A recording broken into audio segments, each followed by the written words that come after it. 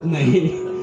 आणि त्यांच्याच आशीर्वादाने, गुरूंच्या आशीर्वादाने, आई वडिलांच्या पुण्याईने, तुमच्या सगळ्यांच्या कृपेमुळे नवनवीन रचना. पण सामान्य लोकांना माझे माहेर पंढरी, इंद्रायणी काठी, पंढरी निवासा असं ऐकवलं की बरं वाटतं किंवा टाळ्या वाजतात. माझं ऐकायचं म्हटल्यानंतर थोडा वरचा भाग शाबूत असलेल्या मंडळींनाच ते पचतं, बाकीच्यांना अवघड जातं. बरीच मंडळी तक्रार करायची पूर्वी की त्यांचं भजन डोक्यावून जातं. म्हणजे डोकं घेऊन या, म्हणजे संगीताचा थोडा अध्ययन करून या, श्रवण करून या, व्यासंग करून या, मग ते आवडेल. आता अशा चाली. आणि मला आज येताना आमचे सहकारी, मी सुरुवातीला आमचे नामदेवरावांनी कार्यक्रमाची जी काही अनाउन्समेंट केली, हार्मोनियमसाठी माझ्या बरोबर मकरंद खरवंडीकर हे अत्यंत उच्च दर्जाचे हार्मोनियम वादक कलाकार आहेत. आणि त्यांचे वडील राष्ट्रपती प्रेसिडेंट अवॉर्ड प्राप्त होतं त्यांना संस्कृत भाषेसाठी. आमचा किरण जोशी छान टाळ वाजवतो आणि गातोही, ऐकलंच आहे आपण. तबला वादक कसा आहे, तृण अग्नी धान्य झाल्या घडे पाक, ते तीन गोष्टी एकत्र आल्या तर स्वयंपाक होतो तात्या. हे तीन एकत्र आलं तर गाणं होतं. तबला वादक तितकाच दर्जेदार लागतो, हार्मोनियम वादक तितकाच दर्जेदार, टाळ वादक, पखवाज वादक, त्याशिवाय संगीत निर्माण होत नाही. आणि झालेलं निर्माण आनंद देत नाही. आनंद तेव्हाच होतो त्रिवेणी संगम झाल्याशिवाय. अंतःकरण तीन कलाकारांचं एकत्र मिळावं लागतं. नाहीतर बऱ्याच वेळा आज त्याची जिरवतो, बघतो, अशा काही वृत्ती असतात, त्या काही खरं त्यातून काहीच निष्पन्न होत नाही. हे कळायला पाहिजे कलाकारांना आणि गुणी लोकांना. पण तो प्रवास यायला काही काळ जावा लागतो. तेव्हा असो, वेळ झालेली आहे. पण मला त्यांनी सांगितलेलं आहे, मकरंद खरवंडीकरांचे, की आम्ही येता येता इकडे निघालो की जसं पंढरपूरला निघाल्यानंतर विठोबाचंच वर्णन चाललेलं असतं, तसं आम्ही चाकरवडला निघालो की माऊलींच्या आठवणी आम्ही जागवत राहतो. माऊली कशी, आज गहिनाथ गडावर होतो पण चर्चा चालली होती माऊलींची. विठ्ठल महाराज मला म्हणाले, उत्तरेश्वर पिंपरी पासूनचा त्यांचा स्नेह माऊलींशी, तिथे गडावर ते गेलेले माऊली, काय त्यांची दोघांचं हितगुज झालं ते सगळं मला सांगितलं. मी काय तुम्हाला ते सांगत बसत नाही. पण हा दोन महात्म्यांचा संवाद, स्नेह, प्रेम आणि जिव्हाळा, तो त्यांच्या मला संगीतात म्हणजे संगतीत मला मिळाला. आणि आम्ही ते रस्त्याने ते सगळं चाललेलं आहे की आम्हाला माऊली असताना संत आहेत हे कळलंच नाही. मला स्वतःला तरी नाही कळलं.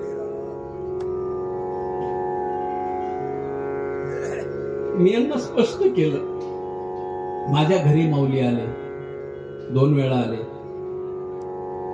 आम्ही माऊलींच्या घरी एकाच घरातले ना, वेगळं काहीच नाही. पण आम्हाला आमच्यासारखंच वाटलं. ते काही वैभव कळलं नाही, आमची त्यावेळेला ती पात्रता नव्हती. आणि मग नंतर लक्षात येतं, पण ती वेळ निघून गेलेली असते. तरी सुद्धा आम्ही भाग्यवंत आहोत की आम्हाला सहवास, आशीर्वाद, दर्शन, प्रत्यक्ष सगळं घडलं. आणि त्यांची 4 वर्ष मला सेवा त्यांच्या समोर करता आली. आणि मी त्यांना, विठ्ठल महाराजांना हेच म्हटलं, माझ्या गाण्यावर प्रेम करणारे किशोरजी व्यासांच्या पासून सगळे महात्मे आहेत. किशोरजी व्यास पण माझ्याकडे गाणं शिकायला आले होते. सगळा इतिहास सांगत नाही. खूप मोठे महात्मे, वास्कर महाराज माझ्याकडे गाणं शिकायला आले. संप्रदायातली फार मोठमोठी मंडळी माझ्याकडे आली. पण माऊलींसारखा कलेची कदर करणारा महात्मा मला कोणीच भेटला नाही. कलाकाराला कसं जपावं, त्या कलाकाराच्या भावना, कलाकाराचं मोठेपण कसं. मी फार लहान होतो तेव्हा, म्हणजे तात्यांच्यापेक्षा थोडासा मोठा, म्हणजे समजा वयाने.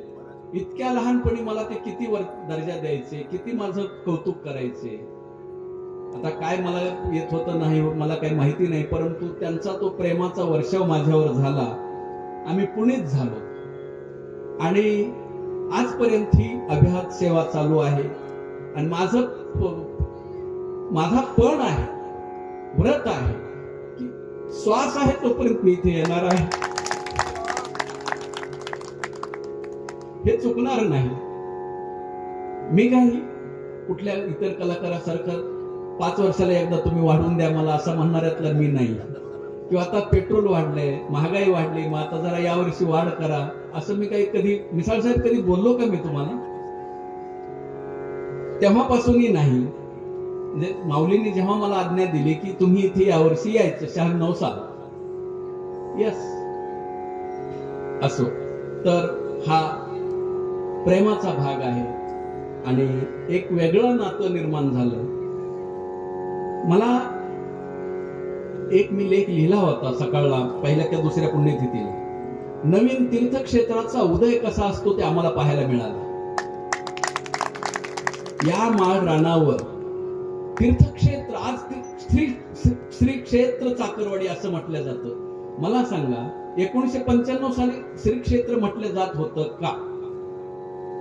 तर हे जे महात्म्य प्राप्त होतं हे संतांची पुण्याई, त्यांनी आम्हाला जी शिकवण दिली, आमच्यावर जे काही उपकार केले, आम्हाला मार्ग दाखवला, त्यामुळे हे घडलेलं आहे आणि आपण भाग्यवान आहोत, आपल्याला हे पाहता आलं. आणि हे वैभव वाढणार आहे, हे खंडित होणारं वैभव नाही. जसा पालखी सोहळा दरवर्षी वाढतो तसं हे क्षेत्र वाढणार आहे. तेव्हा त्यांच्या आवडीची रचना ऐकवायची असं त्यांचं म्हणणं होतं, म्हणून मी माऊलींचा जो आवडीचा अभंग आहे, बरेच अभंग माऊलींचे, माझे अभंग माऊलींना आवडत असत आणि हळूच मला माऊली गुरुजी थोडं नोटेशन ऐकवायचं.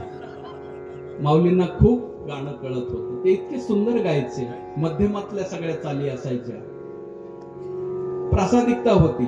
आम्ही कितीही गायलो तरी तसं रंगत नाही, त्यांनी साधी चाल म्हटली तरी ते सगळं रंगून जायचं. तो एक अभंग ऐकवतो आणि भैरवीने सांगता करतो.